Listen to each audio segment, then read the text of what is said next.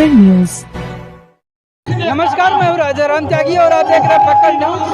और ये है जनपद अम्बेडकर नगर का कटहरी विधानसभा, जहाँ पे आप देख सकते हैं यहाँ पे चंद्रशेखर आजाद का एक बहुत ही बड़ा रैली चल रहा है। और आज है तारीख 13 नवंबर और 13 नवंबर को आज यहाँ पे आजाद समाज पार्टी के प्रत्याशी राजेश गौतम के समर्थन में वोट मांगने के लिए चंद्रशेखर आजाद वहाँ में पहुँच चुके हैं, बैठ चुके हैं।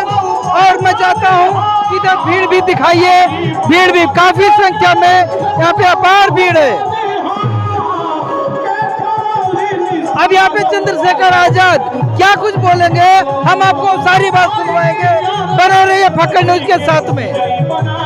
मैं इसलिए आपका धन्यवाद कर रहा हूं कि आपने यहां आकर जो विश्वास भाई राजेश कुमार जी पर हमारी पार्टी संगठन पे दिखाया है, हम इसके ऋणी हैं और हम इस पे खरा उतरने का काम करेंगे। आज जब मैं कटहरी में हूं तो बड़ी दिल से इस बात को आपसे कहता हूं कि हम लंबे समय से अपने गुरु और संतों महापुरुषों के रुके हुए काम को आगे बढ़ाने के लिए दिन रात मेहनत कर रहे हैं। कभी प्रदेश के इस कोने में, कभी उस कोने में, कभी किसी और प्रदेश में, कभी और प्रदेश में, कभी जुल्म जाति के खिलाफ और कभी लोगों को जागरूक करने के लिए, कभी कैडर के कार्यक्रम के जरिए, कभी आंदोलन के जरिए। जो भी रास्ते आपकी तरक्की के खुलते हैं उनको आगे बढ़ाने का काम हम लोग कर रहे हैं। आप ये भी जानते हैं कि आज जो अवसर प्राप्त हुए हैं वो लंबे समय पुराने नहीं। आज हम आजादी के 70 साल से थोड़े से ज्यादा समय में हैं, लेकिन देश ऐसा नहीं था। देश में सामाजिक आर्थिक गैर बराबरी की जड़ें बहुत पुरानी हैं, जिसका असर आज भी है।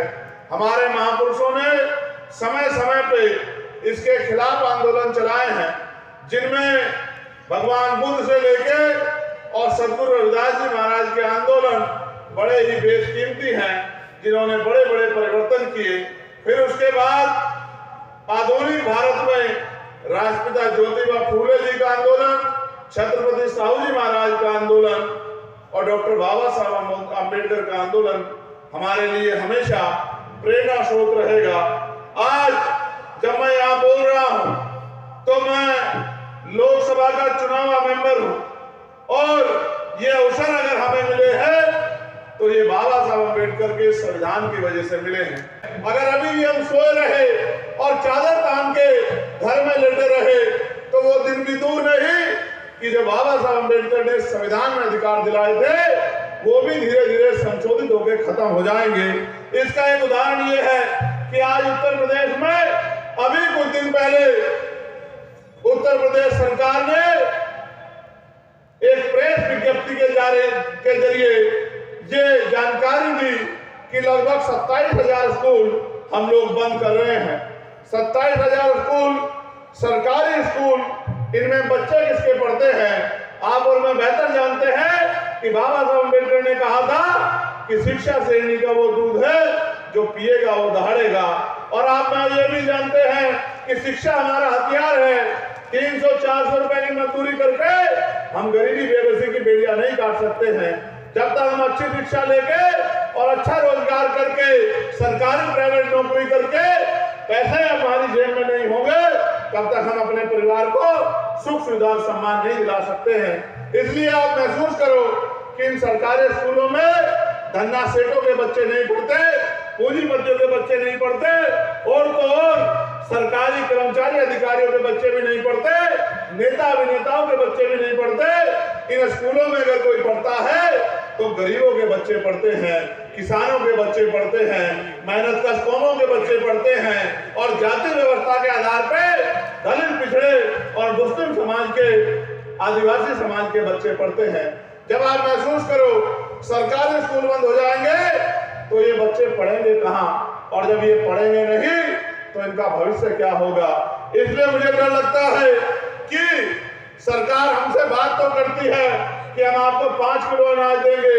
सरकार ये भी कहती है चुनाव के समय गैस सिलेंडर सस्ता कर देंगे। सरकार ये भी कहती है कि बिजली का बिल माफ कर देंगे। लेकिन जो असल रास्ता बाबा साहब अम्बेडकर दिखा के गए कि भाई एजुकेशन, शिक्षा अच्छी होनी चाहिए, उस शिक्षा को बेहतर करने का कोई प्रयास सरकार के लोग नहीं करते। और तो जैसा मैंने आपको बताया, उस रास्ते को खत्म करने के लिए इंतजाम तो कर रहे हैं।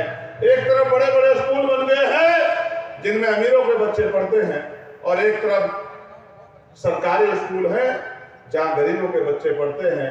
और सच ये है कि सरकारी स्कूलों की बिल्डिंग का इतना बुरा हाल है, आपके आसपास होगा कोई सरकारी स्कूल, जाकर देखना, ना साफ सफाई होगी, ना फर्नीचर अच्छा होगा, ना बिल्डिंग अच्छी होगी, और ना ही समय पे टीचर उपलब्ध होंगे। जितनी बच्चों की संख्या उस आधार पे भी टीचर नहीं होंगे। मैं तो अपनी आंखों से देखता हूं। अभी एक सरकारी स्कूल में गया था, मेरे लोकसभा क्षेत्र में है। मैंने टीचर से पूछा कि इस बिल्डिंग का हाल देखो, ये कभी भी गिर सकती है। उन्होंने कहा, सांसद साहब, हमने सबको लिख के दे दिया, हम ही क्या कर सकते हैं। अगर इसको गिरना होगा और जिस तरह की इसकी हालात है, गिरेगी ही, तो जिस दिन गिरेगी उस दिन गरीब के बच्चों को नुकसान होगा, अमीरों को कोई फर्क नहीं पड़ता। और सरकार अमीरों की है, तो इसलिए मुझे आपसे कहना पड़ रहा है कि आप भी कुछ सोचो, आप भी सरकार को जगाओ कि ये गरीबों के बच्चों की जीवन से खिलवाड़ ना करे। मैं आपको इसलिए कहना चाहता हूं कि आज उत्तर प्रदेश में बिजली सोने के तारों में आती है, और बिजली के दाम जहां 5-7 साल पहले 200-250 रुपए का बिल आता था, आज वहां 700-800 रुपए का बिल आता है। वहीं पर पानी के दाम भी लगातार बढ़ रहे हैं, और सरकार के पास इस महंगाई को रोकने का कोई इंतजाम नहीं है। साथ साथ जैसा मैंने आपको कहा कि सामाजिक गैर बराबरी है, उसका बड़ा उदाहरण ये है कि यही भारतीय जनता पार्टी के विधायक जिनका नाम योगेश वर्मा है, उनको एक वकील ने इतना शानदार तरीके से थप्पड़ मारा कि उनको एहसास कराया कि आज भी दलित पिछड़े वर्ग को उसका सम्मान ये भारतीय जनता पार्टी के लोग नहीं करते हैं। ये उनको विधायक बनने पर भी, सांसद बनने पर भी अपमानित करने काम करते हैं, और कहते हैं कानून व्यवस्था अच्छी है। इतनी अच्छी है सम्मानित साथियों कि विधायक जी को अपने ऊपर हुए इस अपमान के लिए FIR कराने में 12-15 दिन लग गए। अगर इससे ज्यादा अमीर का कुत्ता या बैल भी या बकरी भी या गाय भी या भैंस भी अगर चोरी हो जाती तो 10 मिनट में FIR दर्ज होके और वो बैल बकरी और वो कुत्ता बिल्ली मिल जाते। लेकिन विधायक जी 10-12 दिन भी एड़ी चोटी का जोड़ लगा के इस भारतीय जनता पार्टी की सरकार में अपने सम्मान की रक्षा नहीं कर पाए। इसलिए मैं आपको कहना चाहता हूं कि ये लड़ाई हम सब की है और हमें इसको लड़ना पड़ेगा। मैं तो कह रहा हूं ये लगातार निजीकरण करके सरकारी नौकरियों खत्म कर रहे हैं। मैं इनसे कह रहा हूं करो सरकारी नौकरी खत्म। जिस दिन ये बहुजन समाज जा गया उस दिन आप देखना निजी क्षेत्रों में आरक्षण लागू होगा। 98% निजी क्षेत्रों में आरक्षण लागू होगा और 98% निजी क्षेत्रों में जितना आरक्षण लागू होगा, एक बच्चा दलित पिछड़ों का बेरोजगार नहीं रहेगा। उद्योग धंधे लग के रोजगार दिलाने का काम हम लोग करेंगे और कुटीर उद्योग लगा के अपनी बहनों माओ को। मैं तो गरीब परिवार से आता हूं, जानता हमारे यहाँ आज भी 80% परिवार पशु पालते हैं और पशु इसलिए नहीं पालते कि वो दूध उन्हें अपने बच्चों को पिलाना, इसलिए पालते हैं कि उस दूध को बेच के वो अपना घर चलाने का काम करते हैं। यहाँ भी बहुत सारी मेरी माए बहनें बैठी होंगी जो इस तरह से इस काम को करती होंगी।